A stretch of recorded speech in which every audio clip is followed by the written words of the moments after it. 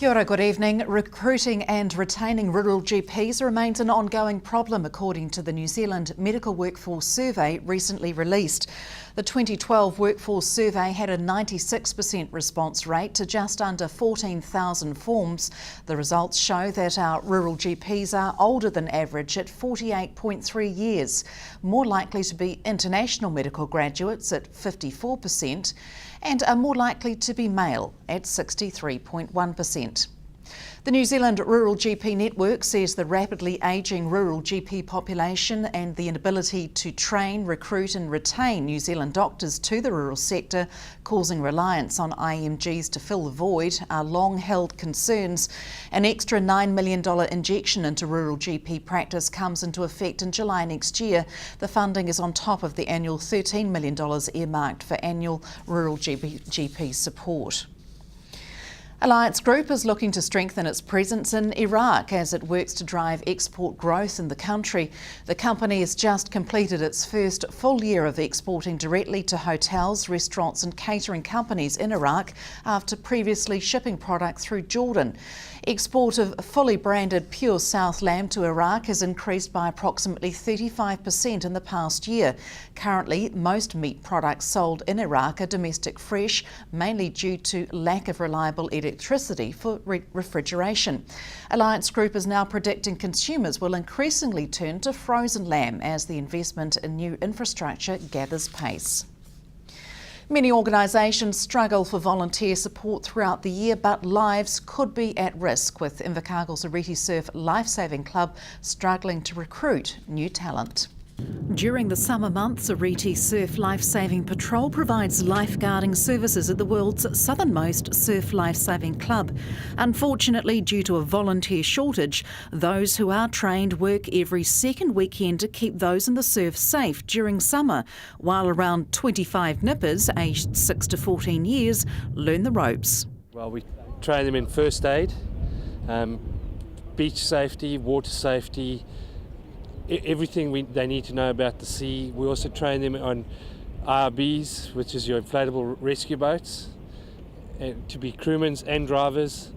And there's a whole lot of other equipment we train them to use, such as rescue boards, surf skis and boats and whatnot.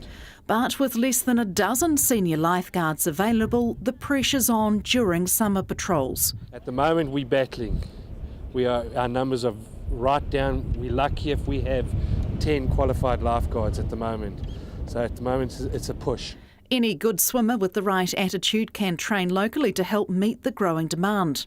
Unfortunately, people that live in Invercargill, the age group we target, as soon as they finish high school, they leave. They go away to study, they go away to work.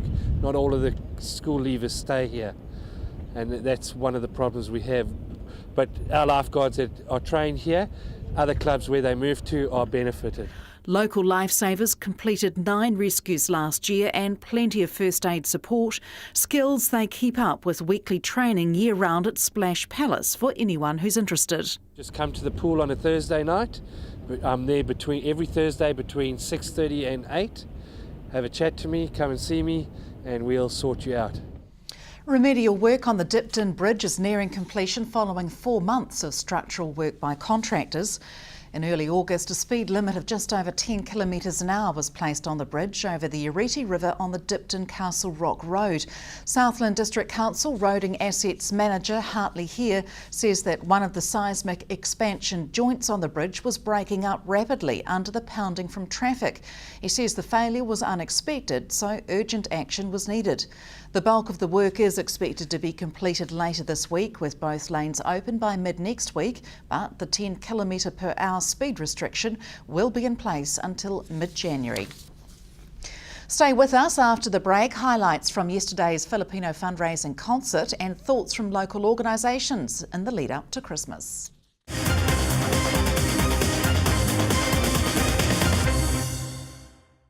Welcome back. The 32nd National Velvet and Trophy Antler competition is underway in the south. Some of the country's most well-bred and genetically honed antlers were judged at the Ascot Park Hotel today ahead of tomorrow night's awards dinner. Antlers from elk, wapiti and red deer were points judged on weight, beam and style. Animal welfare and hygiene are also considered before antlers are placed back into cool storage. Organisers are pleased with entries and say antler weights have tripled over the past 15 years. 500 tonne of deer velvets exported annually, supplying 40% of the world trade, mainly into China and Korea. With just over 2 weeks until Christmas, it's that time of year when we gather Christmas messages from around the south.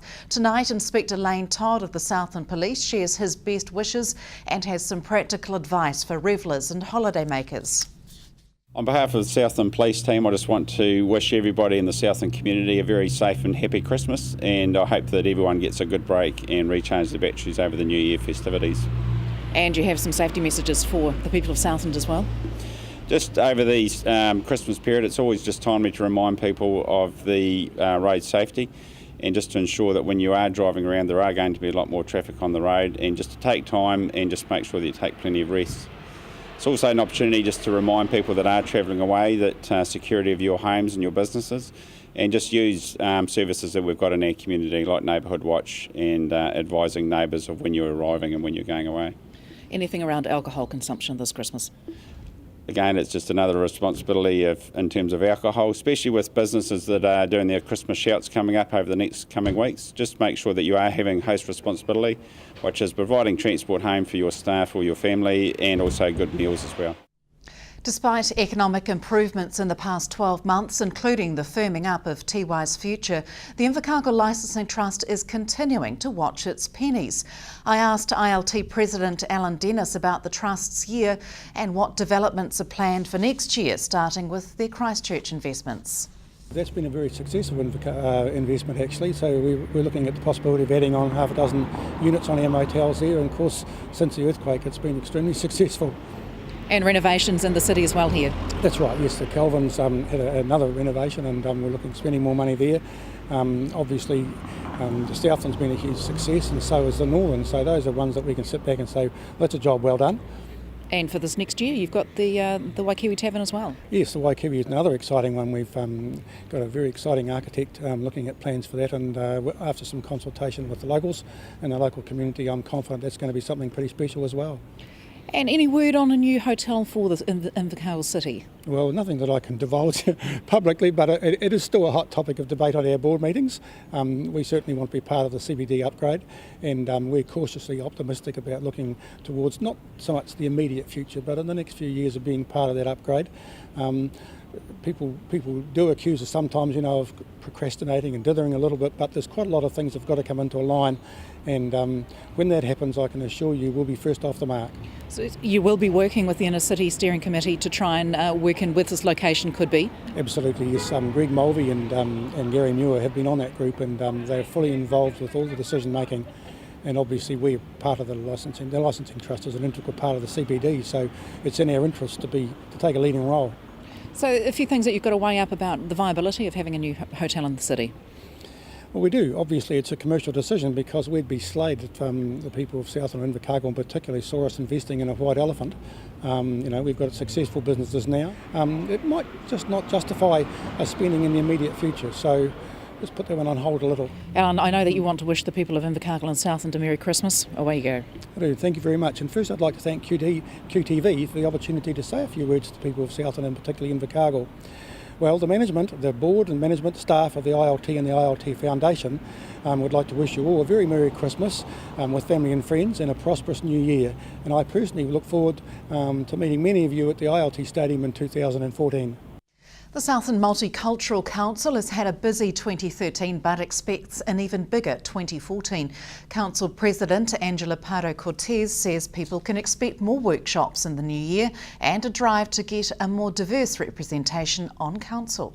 Keen on different activities for next year. We mainly focus on the years before with the potlucks, and we want the potlucks still happening. They will be happening again, but not in the same frequency that We used to have it last year or the year before. The Multicultural Council has been 16 years, and thanks to the work that the previous people had keeping it together, and they allow us to have a new change at this point. We also want to embrace part of what Multicultural Council is, but also we want to embrace a new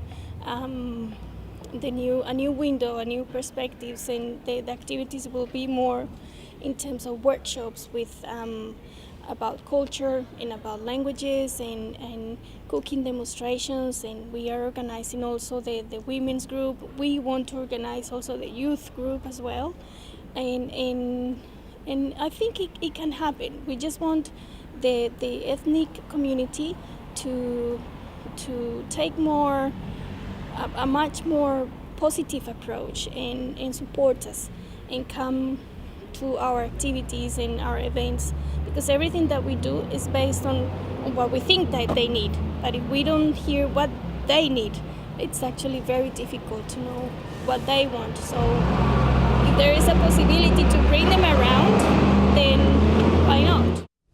Inclement conditions may have forced the Hope Philippines benefit concert indoors, but it didn't dampen the generosity of Southlanders. Conditions were considered too marginal yesterday, so organisers opted to bring the event indoors to Players Venue rather than at the Queen's Gardens, as had originally been intended. Hope Philippines organiser, Southland Entertainer of the Year Alice Fraser, says she was overwhelmed by the public support for the fundraiser.